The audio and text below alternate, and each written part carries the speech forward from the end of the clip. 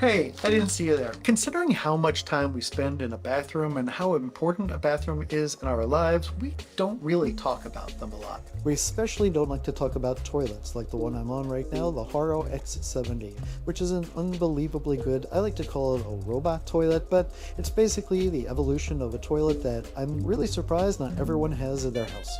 This toilet has a ton of features in it, from heated seat to automatic seat lid to washing your pretty much your everything with hot temperatures and hot air, and it's a great toilet, and I'm going to tell you every one of the features of this toilet. Now, this is a sponsored video, but I only do sponsored videos for products I try first, that I like, and that I would buy with my own money, and I would definitely buy this with my own money.